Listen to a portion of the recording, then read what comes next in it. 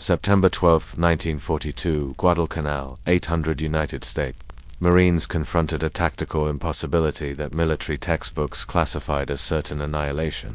Lieutenant Colonel Merritt Red Mike Edson received intelligence reports confirming 2,500 Japanese troops advancing through the jungle to envelop his defensive position on a ridge overlooking Henderson Field. Every field manual in the Corps library delivered the same verdict. When outnumbered 3-1 with encirclement imminent, you withdraw, you locate defensible terrain, you request reinforcement. Edson studied his Marines exhausted, ammunition depleted, with zero viable retreat options, and executed a decision that contradicted every established tactical principle. He ordered his men to contract their perimeter, allow the enemy closer, permit them to complete their encirclement of the Marine positions. Through the suffocating darkness of the Pacific jungle, Japanese infantry converged from three vectors, anticipating they would annihilate the Americans in a catastrophic night engagement. What transpired over the next 12 hours would demolish every assumption about defensive combat, and transform a mathematically hopeless situation into one of the most one-sided triumphs in United States Marine Corps history. Before we examine how 800 Marines rewrote the rules of defensive warfare, make sure to subscribe for more untold military stories where the critical details got buried in the official histories. And drop a comment with your location. I love seeing how far these narratives reach across the globe. The oppressive atmosphere of Guadalcanal's jungle environment pressed against the Marines like a physical weight as twilight descended over the ridge on September 13th.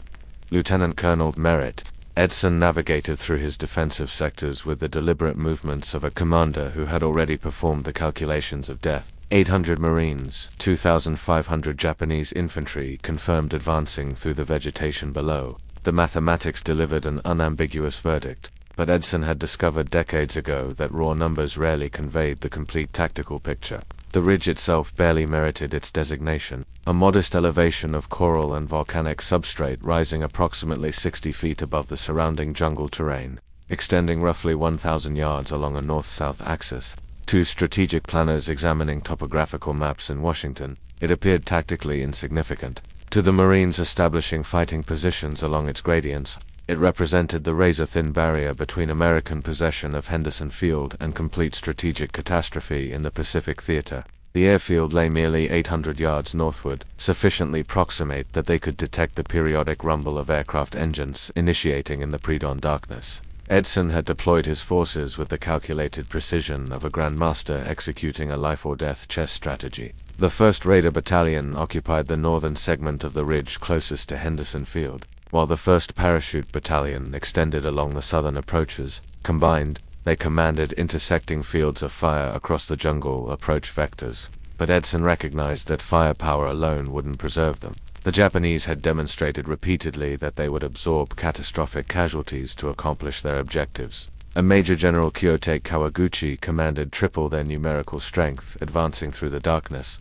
Edson had deployed his forces with the calculated precision of a grandmaster executing a life-or-death chess strategy. The 1st Raider Battalion occupied the northern segment of the ridge closest to Henderson Field, while the 1st Parachute Battalion extended along the southern approaches. Combined, they commanded intersecting fields of fire across the jungle approach vectors.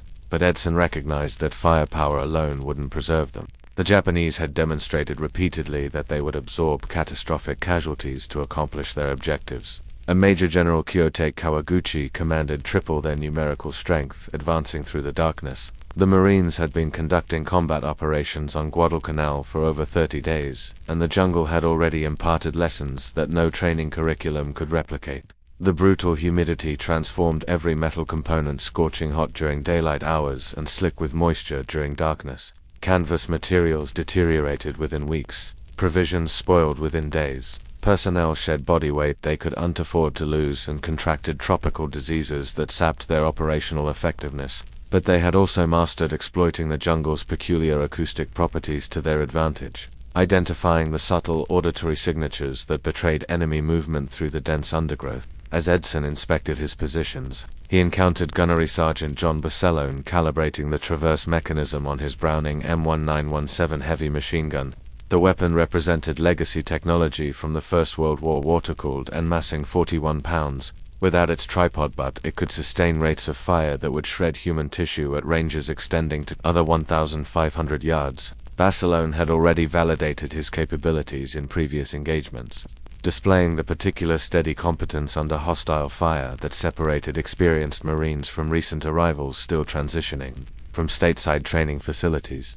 "What's your ammunition status, Gunny?" Edson inquired, dropping to a crouch beside the machine gun emplacement. "Sufficient to make them reconsider coming up this elevation, Colonel," Barcelone responded, his voice carrying the quiet confidence Edson had learned to depend upon. "Though I wouldn't object to several additional ammunition belts if the Japanese decide to commit seriously to this operation." Private First Class Robert Leckie occupied a fighting hole 20 yards to Barcelone's left, his Springfield rifle cleaned and loaded, bayonet affixed. The young Marine had arrived on Guadalcanal barely 3 weeks prior, still carrying the soft appearance of domestic training installations. But the jungle had already initiated its transformation. His uniform hung loosely on his frame, and his eyes held the particular alertness that derived from understanding that death could materialize without warning from any direction. The Japanese operational strategy, as Edson comprehended it from intelligence assessments and captured documentation, depended on velocity and psychological shock. Kawaguchi's forces had been navigating through the jungle for 3 days, following trails that only the most experienced guides could traverse during daylight. Their tactical plan prescribed a coordinated nocturnal assault from 3 directions, designed to overwhelm the American positions through sheer numerical superiority and the psychological impact of combat in complete darkness. What the Japanese hadn't anticipated was the defensive preparation that Edson had implemented throughout the previous week. Every approach vector to the ridge had been analyzed, measured, and pre-registered for artillery support. The Marines had cleared fields of fire through the jungle undergrowth, establishing kill zones that would channel attacking forces into predetermined corridors. Wire obstacles, though constrained by supply limitations, had been positioned to decelerate and funnel enemy infantry into the most effective engagement ranges.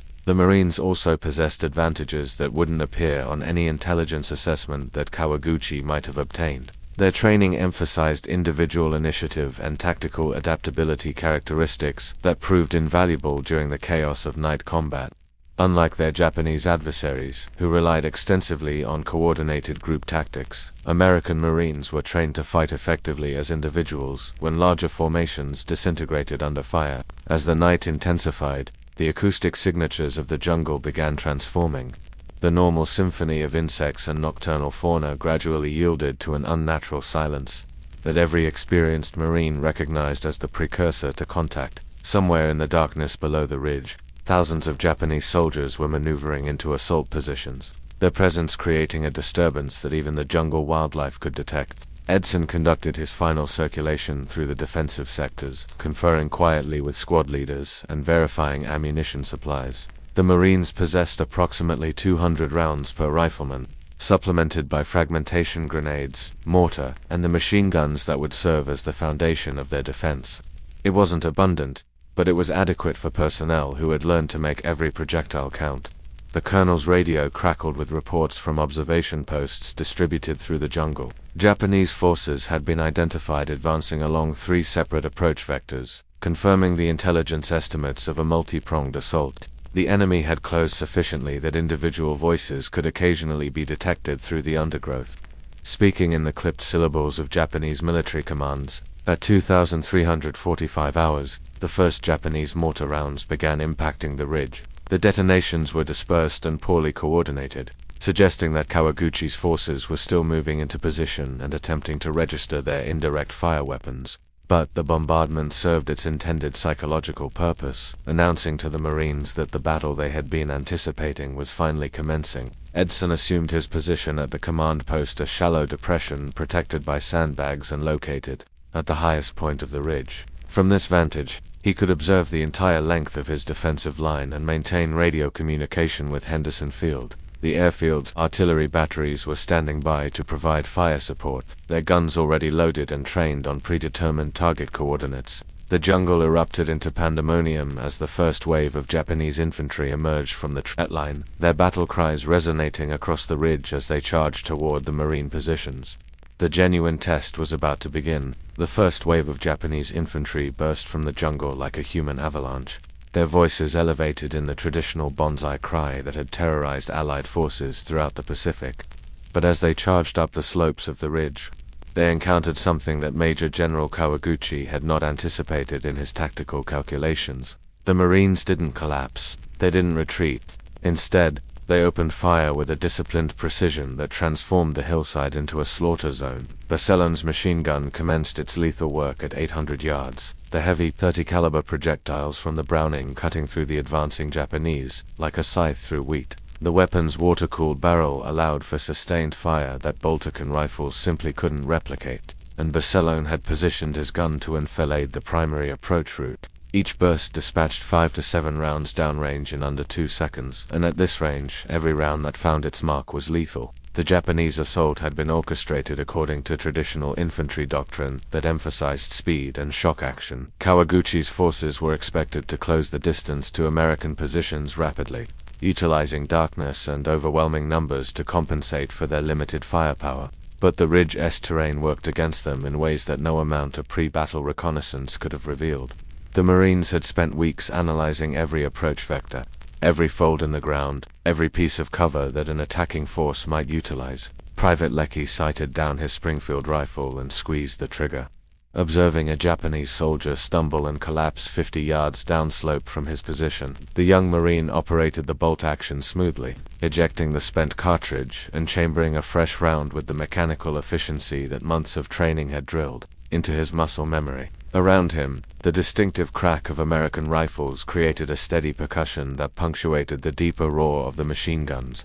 What Kawaguchi had fundamentally miscalculated was the nature of American defensive doctrine. Japanese military thinking emphasized the spiritual superiority of the offensive de conviction that determined infantry could overcome any obstacle through sheer force of will. American doctrine, by contrast, focused on maximizing firepower and creating interlocking fields of fire that would destroy attacking forces before they could close to effective range. The Marines had transformed the ridge into a fortress designed to exploit every advantage that modern weapons could provide. The Japanese forces advancing up the southern approaches encountered their first devastating surprise when American mortar rounds began falling among their ranks. The Marines had pre-plotted every probable avenue of approach, measuring distances and calculating firing solutions during daylight hours when they could work without fear of enemy observation. Now in the darkness, those calculations paid dividends as high-explosive shells detonated with lethal precision. Among the densely packed Japanese infantry, Corporal Watanabe led his squad through the undergrowth, desperately seeking cover as American bullets whined overhead and mortar fragments whistled through the jungle canopy. The veteran non-commissioned officer had participated in successful night assaults across the Pacific, but this was different. The American fire was too accurate, too sustained, too well coordinated to be the product of panicked defenders firing wildly into the darkness. These Marines were shooting with purpose, and Japanese soldiers were dying faster than they could advance. The tactical reality that Kawaguchi was only beginning to comprehend became clear as his second wave emerged from the jungle to discover the ground ahead of them littered with the bodies of their comrades. The Marines had not only stopped the first assault but had done so with such devastating efficiency that the attacking forces were already losing cohesion. Japanese squad and platoon leaders, the experienced non-commissioned officers who held their units together in combat, were being systematically eliminated by American marksmen who had learned to identify targets of opportunity in the muzzle flashes and movement patterns of the attacking infantry. Edson monitored the battle from his command position, receiving reports from his subordinate commanders and calling in artillery support from Henderson Field. The colonel understood that this was more than just another Japanese probe. Kawaguchi had committed significant forces to this assault, and the enemy's persistence suggested that they viewed the ridge as a critical objective. But Edson also recognized that the Japanese were making fundamental errors in their approaches that his Marines were trained and equipped to exploit. The American artillery batteries at Henderson Field had been registered on predetermined target areas around the ridge, and now those guns began speaking with devastating effect. The 155mm howitzers could deliver high-explosive shells with surgical precision, guided by forward observers who had maintained communication with the gun crews throughout the preliminary bombardment. Each shell created a lethal radius of fragmentation that could incapacitate enemy infantry across a 40-yard area, and the guns were firing at a rate of 4 rounds per minute. Japanese tactics called for infiltration and close assault, but the terrain around the ridge offered limited concealment for large formations. The Marines had cleared fields of fire that extended 300 yards in every direction, creating killing zones where attacking forces would be exposed to concentrated fire from multiple positions. Even in darkness, the muzzle flashes from Japanese weapons revealed their positions to American gunners who had been trained to engage targets by sound and flash signature. The third Japanese assault wave encountered an even more sophisticated defense, as Edson began implementing tactics that would become standard doctrine for American forces throughout the Pacific War, rather than simply holding static positions. Marine squads began executing limited counterattacks designed to disrupt Japanese formations before they could organize for coordinated assaults. These small unit actions, led by experienced non-commissioned officers like Baselan, prevented the enemy from establishing firing positions within effective range of the ridge. Kawaguchi's forces found themselves caught in a tactical nightmare that their training had not prepared them to handle. The Americans were not behaving according to the patterns that Japanese intelligence had identified in previous engagements.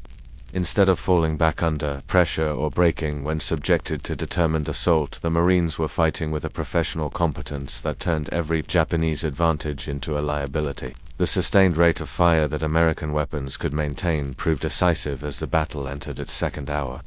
Japanese infantry, armed primarily with bolt-action rifles, found themselves outgunned by Marines who possessed not only superior firepower but also the tactical training to employ that firepower effectively. The Browning machine guns, supported by mortars and artillery, created an interlocking network of destruction that no amount of individual courage could overcome. By midnight, Kawaguchi's assault had lost all momentum. His forces scattered and disorganized across the jungle approaches to the ridge. The general faced a choice that would define the remainder of the battle: continue feeding his remaining forces into what had become a killing field, or acknowledge that his initial strategy had failed and attempt to develop new tactics for dealing with an enemy who refused to conform to Japanese expectations of American fighting ability. The jungle fell into an eerie silence as the fourth Japanese assault wave dissolved into scattered groups of survivors crawling back through the undergrowth. Kawaguchi had committed over 1,500 men to the attacks, and the ridge remained firmly in American hands. But the general was far from finished. In the pre-dawn darkness of September 14th, he prepared to stake everything on a final coordinated assault that would either break the Marine defense or destroy what remained of his command. Edson moved through his positions, assessing ammunition supplies and redistributing his forces to cover the gaps that 4 hours of continuous combat had opened in his defensive line. The Marines had performed magnificently, but they were showing the strain of sustained action. Private Leckie had fired over 100 rounds from his Springfield, more ammunition than many Marines expended in an entire month of training. His shoulder ached from the rifle's recoil, and his hands trembled slightly as he reloaded his 8-round clips by feel in the darkness. Private Leckie had fired over 100 rounds from his Springfield, more ammunition than many Marines expended in an entire month of training. His shoulder ached from the rifle's recoil, and his hands trembled slightly as he reloaded his 8-round clips by feel in the darkness. The colonel's biggest concern was ammunition for the machine guns. Baselan's crew had fired nearly 3,000 rounds, changing barrels twice to prevent overheating despite the weapon's water-cooled design. The gunnery sergeant reported that he had perhaps 500 rounds remaining, enough for another sustained engagement, but not sufficient for a prolonged battle. Similar reports came from the other machine gun positions scattered along the ridge, each crew rationing their remaining ammunition while maintaining their sectors of fire. Kawaguchi had learned from his earlier failures, and his final assault reflected a more sophisticated understanding of American defensive capabilities. Instead of launching mass frontal attacks that played to Marine strengths, he divided his remaining forces into smaller infiltration groups tasked with penetrating the American perimeter and attacking from multiple directions simultaneously. The Japanese would sacrifice the psychological impact of bonsai charges in favor of tactics that might actually succeed against disciplined defenders. The new Japanese approach became apparent when Marine listening posts began reporting movement from sectors that had been quiet during the earlier assaults. Small groups of enemy soldiers were attempting to work their way around the flanks of the American position, using ravines and dense vegetation to mask their approach. These infiltrators carried light weapons and grenades, planning to get close enough to the Marine positions to neutralize key weapons like machine guns and mortar through surprise attacks. Edson responded by pulling his reserve forces from their positions behind the main defensive line and deploying them to counter the infiltration attempts. These were his most experienced Marinesmen who had proven their ability to fight effectively in small groups without direct supervision. They moved through the jungle with the silent efficiency of hunters, using their knowledge of the terrain to intercept Japanese forces before they could reach the ridge. The fighting that ensued was unlike anything in the previous assaults. Individual Marines found themselves engaged in close-quarters combat with Japanese soldiers who had penetrated to within 30 yards of key defensive positions. Leckie heard movement in the undergrowth to his left and turned to see a Japanese infiltrator rising from concealment with a grenade in his hand. The young Marine's rifle cracked once, and the enemy soldier collapsed, the grenade rolling harmlessly down the slope to explode among the trees below. Barcelona's position came under direct attack when a Japanese squad managed to approach within grenade range of his machine gun. The gunnery sergeant and his crew fought with pistols and rifle stocks as enemy soldiers attempted to storm their sandbag emplacement. One Japanese soldier actually reached the machine gun before Barcelona killed him with a burst from his personal Thompson submachine gun, the dead man's body falling across the weapon's tripod. The intensity of the close combat created chaos along the defensive perimeter, but it also revealed the fundamental weakness in Kawaguchi's new strategy.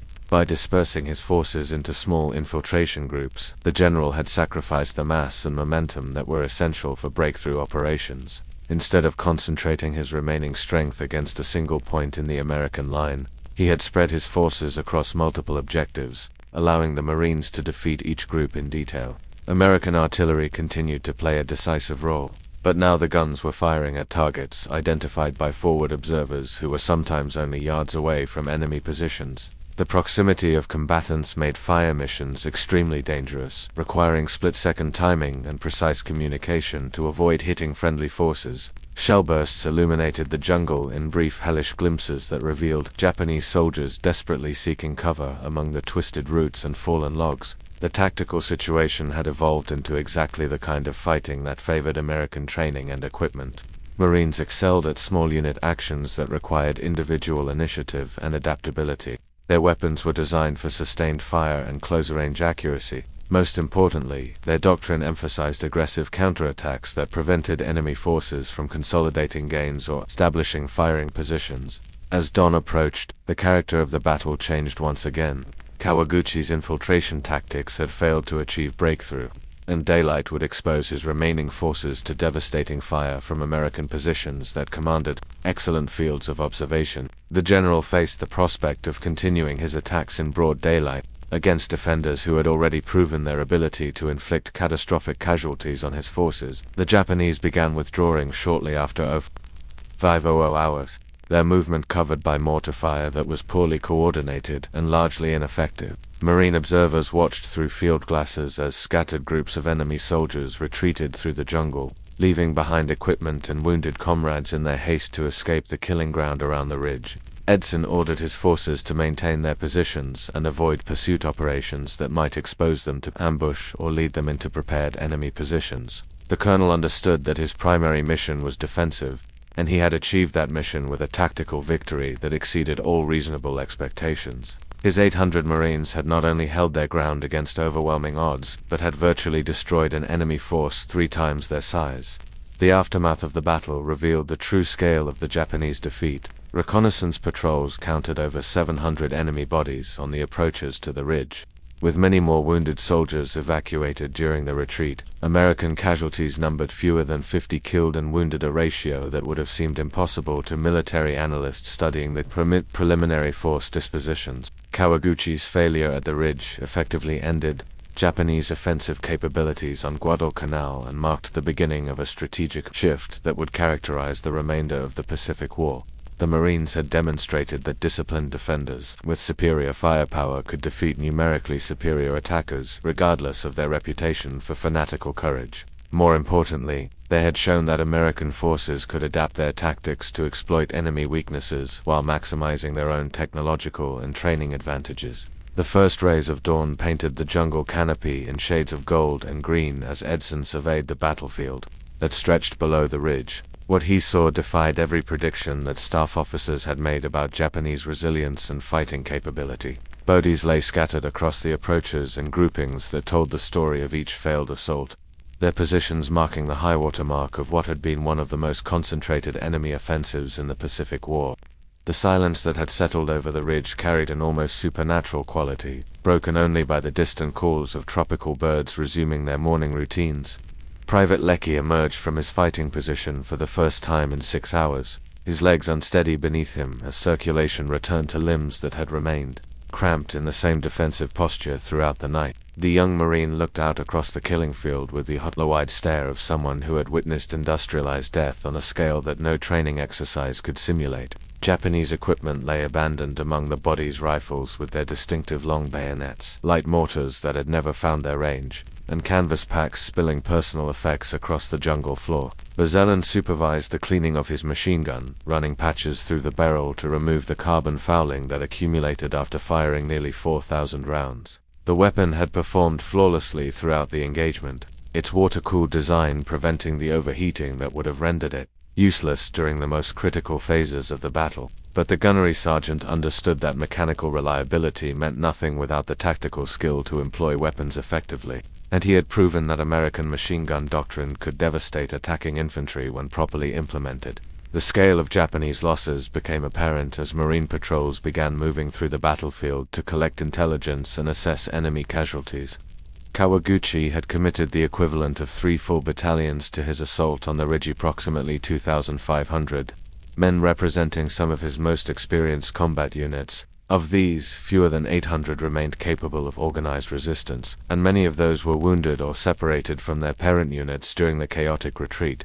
What made the defeat particularly devastating for Japanese strategic planning was the quality of the forces that had been destroyed. These were not raw recruits or second-line garrison troops, but veteran infantry who had participated in successful campaigns across the Pacific.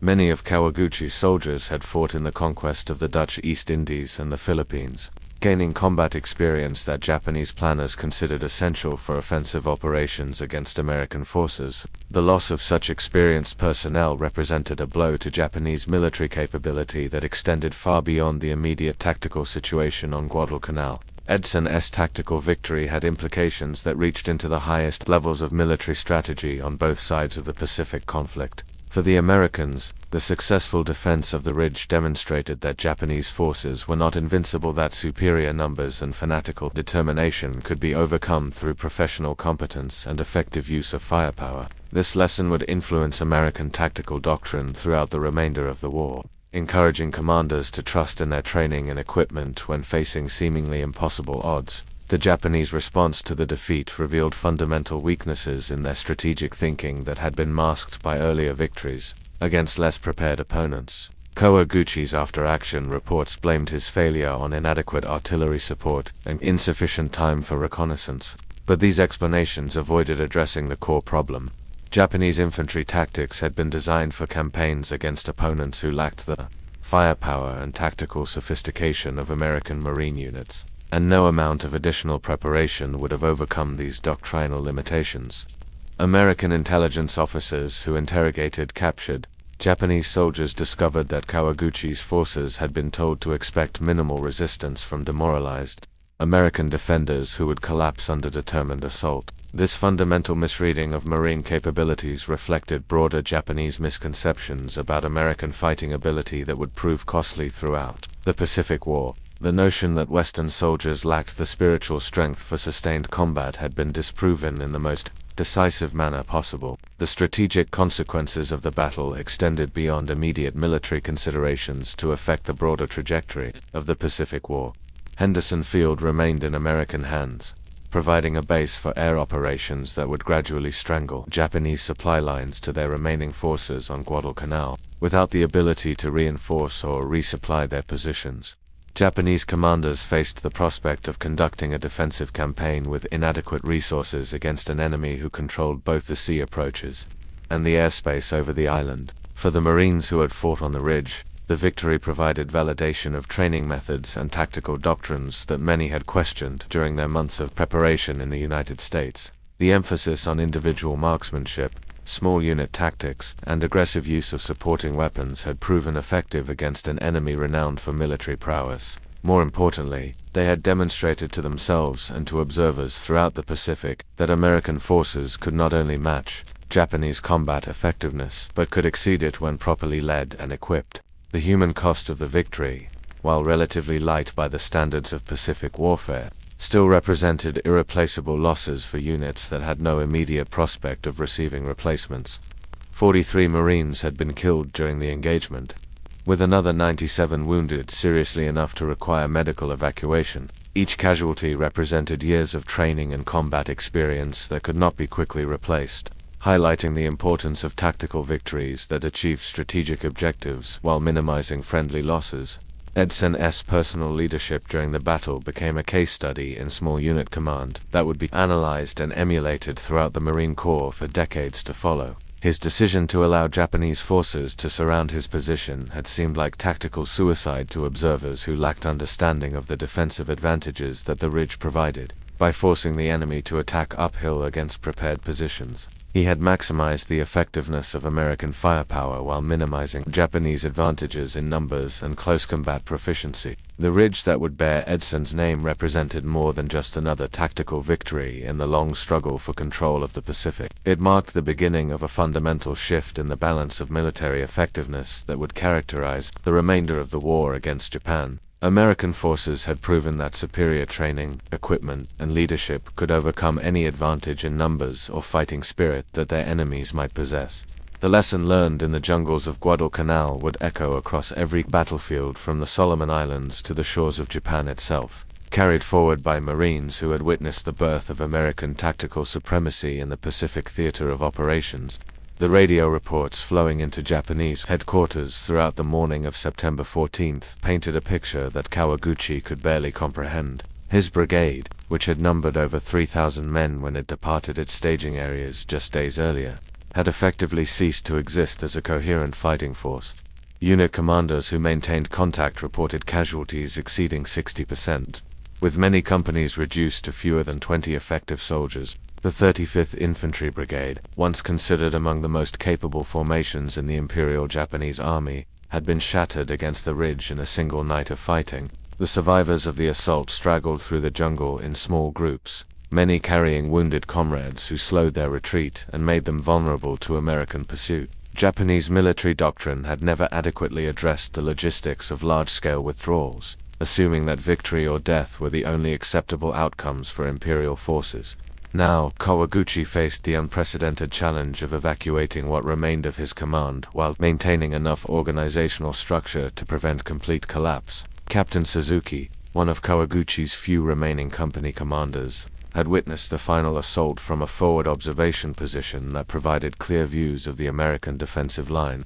His report to brigade headquarters described Marine positions that maintained disciplined fire, even as Japanese soldiers closed to within 20 yards of their fighting holes. The Americans, Suzuki noted, never seemed to panic or lose tactical cohesion, responding to each Japanese thrust with coordinated counterfire that eliminated attackers with mechanical precision. American intelligence officers monitoring Japanese radio communications detected the growing desperation in enemy transmissions as unit commanders attempted to account for their scattered forces. The intercepts revealed that Kawaguchi had lost contact with over half his subordinate units, many of which had been destroyed so completely that no survivors remained to report their fate.